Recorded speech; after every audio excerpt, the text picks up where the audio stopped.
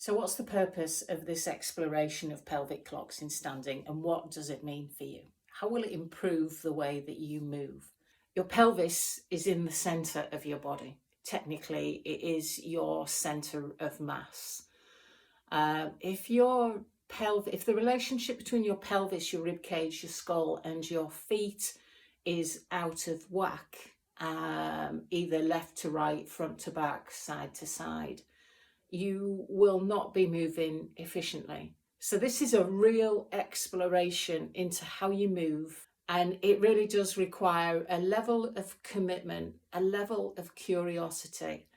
So these movements are going to appear to be quite simple until you actually notice what's happening in your body.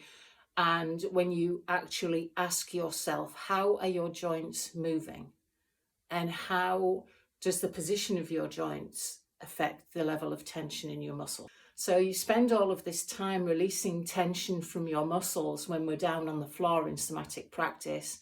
But then when you come to stand back up, if your joints and bones move into a position which is habitually held, that level of tension is just going to come back into the body. So without further ado, we're going to come to standing. Ultimately, we're going to use a wall, but to start off with, I just want you to show you this first movement away from the wall. To start, we're just going to check in with the weight through your feet. So just see if you can stand relatively quietly and just notice how the weight falls through your feet. So have you got more weight through one foot than the other? This is like a standing body scan. So remembering that this is really all about learning. It's about teaching your brain and nervous system how you hold your body. So have you got more weight in the left foot or more weight in the right foot? Do you feel that your weight is more in the heels, or is it more in the toes? Maybe you have more weight in the heel of one foot and the toes of the other.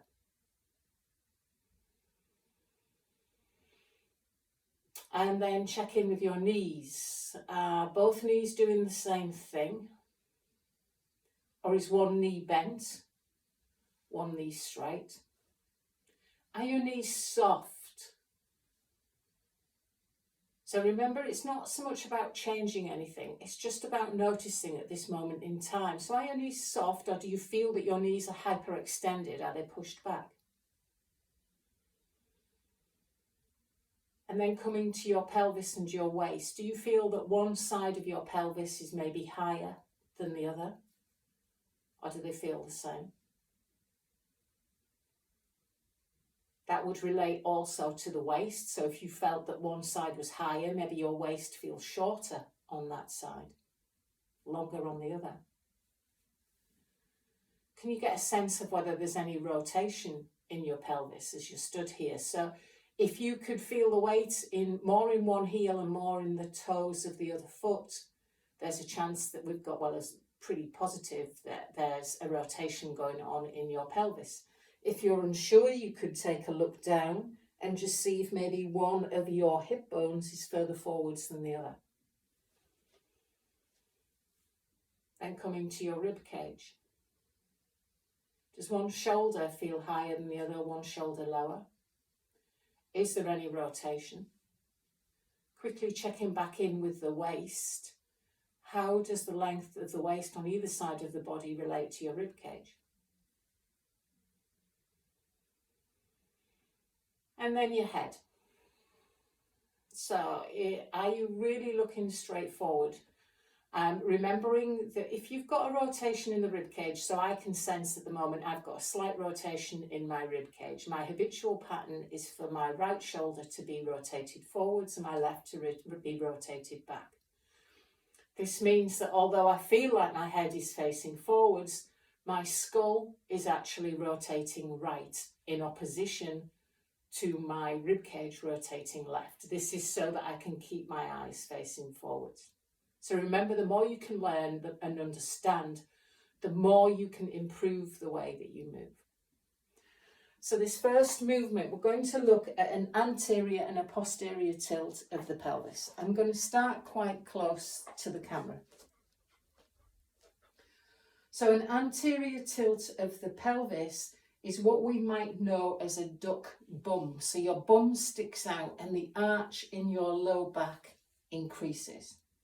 So when we do arch and flatten, that first part of the pelvic curl, the pelvic circle, this is the anterior tilt.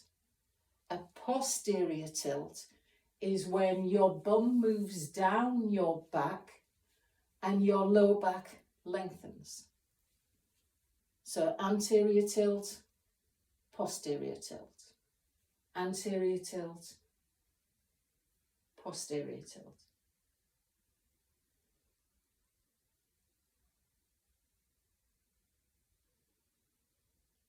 So just seeing if you can get a sense of that for yourself.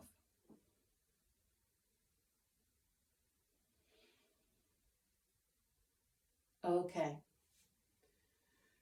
So the next part of this exploration, I'm going to move a little bit further away. I'm going to show you from a distance, front and side on. Then we're going to come to the wall and we're going to start experimenting at the wall. And the wall is really going to show you where you're out of alignment. It's going to give you feedback and I want you to just work with that. So I'm going to give you at least a couple of days, maybe longer, between each video. I'd like you to let me know how you're getting on, what you're noticing, and then we'll build up the next part.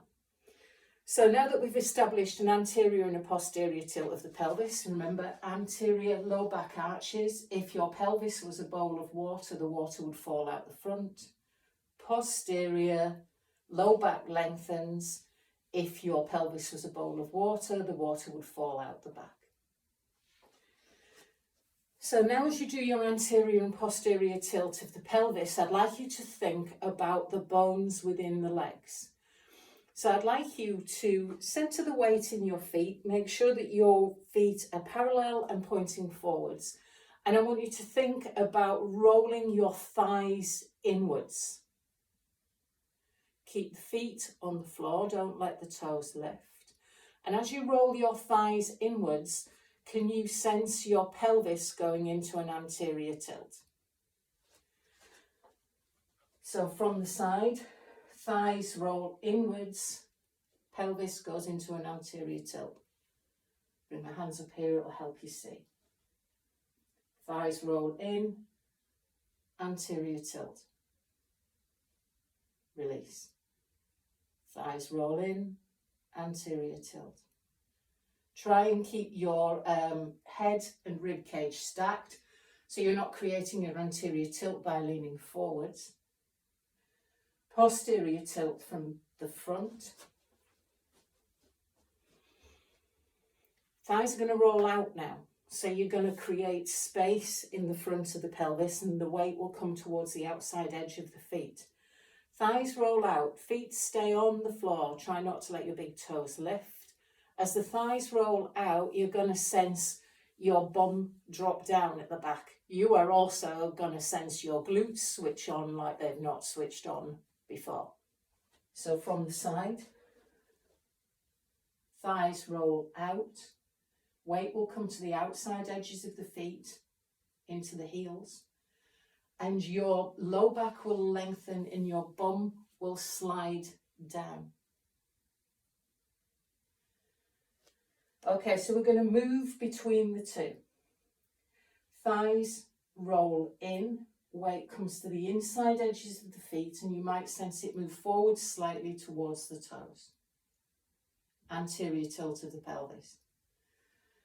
Posterior tilt of the pelvis, thighs roll out, weight will come to the outside edges of the feet, keep your big toes on the floor. Your pelvis is going to drop down at the back. You'll sense your glutes contract, the backs of your legs contract. So you're just going to move between the two. Notice how this is different from the movement on the floor. So we're creating a full body movement here. Focus at the moment just from the feet to the pelvis, but what's happening in the low back and the pelvis feels like what we were doing on the floor. So now we're going to come to stand at the wall. I'd like you to bring your heels to the wall. Maybe heels actually about an inch or so away from the wall because your bum will be in the way. I'd like you to see if you can bring the back of your rib cage to the wall and your head to the wall with your chin tilting down. So your nose is parallel, so you're not doing this. If you need to do this, bring the head away from the wall. If your shoulders won't reach the wall at the moment, that's fine. That will change as we move. Just check in, make sure that your feet are still parallel and pointing forwards. So here, we're going to do the same movement, the anterior and posterior tilt of the pelvis. I want you to keep your bum against the wall. So your bum is going to slide up and down the wall, but not at any point is it going to move away from the wall. If you want to use the breath, it's exactly the same as on the floor. So when we do an anterior tilt of the pelvis and your low back arches, that's an inhale. And then it's an exhale as you do a posterior tilt of the pelvis. Your bum will slide down the wall. So as you inhale, you're going to think about rolling your thighs inwards. You're going to sense your pelvis tilt forwards. Your bum is going to slide up the wall. There'll be an arch in the back of the body. If you can, you're going to keep your rib cage against the wall. You're trying as much as you can. Certainly don't let the rib cage lean any further forward than it already was. So you're trying to keep your pelvis, your rib cage and your skull stacked. That's what the wall's there for. As you posterior tilt, thighs are going to rotate outwards. The weight's going to come to the outside edges of the feet. Remember, big toes stay on the floor. And your bum is going to slide down the wall. Anterior tilt. Thighs roll in, bum slides up the wall. Can you keep your shoulders on the wall? So the tops of the shoulders towards the wall. Your lower ribs will arch away with the low back. Posterior tilt, thighs roll out. Try and keep those big toes on the floor. Your bum is going to slide down the wall. Your low back is going to press into the wall. You might feel the tops of the shoulders move away from the wall. That's fine. So can you sense your back sliding up and down the wall? So this would be 12 o'clock and 6 o'clock. 12 o'clock now with a posterior tilt of the pelvis. If you were laid on the floor, your pelvis would be pressing into the floor and your low back would be pressing into the floor. Now the low back and the top of the pelvis are moving into the wall. Anterior tilt, thighs roll inwards, your pelvis will slide up the wall. You're going to sense more of an arch in the low back as your low back moves away from the wall. So you're just going to play with this. I want you to explore this for the next few days. And just notice, each time you do it, are you getting closer to the wall? So a quick note for those of you who are struggling with the external rotation of the legs and trying to keep the big toes on the floor. Get a couple of folded up flannels. The height really, it's for you to play with, for you to decide how much height you need to keep the big toe on the floor. So it might be that you only need a small amount. I want you to have a play because the smaller the amount, the better. But at the same time, it is critical that you can keep that big toe joint down and you can sense the weight move to the outside edges of the feet, and you're going to sense your arches lift and you're going to sense the muscles of the feet activate. Wherever you feel that it needs to be, you're going to bring the flannel so that it sits just underneath the ball of the big toe joint. You might need it on one foot, you might need it on two, you might need a different height on either foot. Remember, you're working out what's happening in your body. Once you've got it there, movements just like before.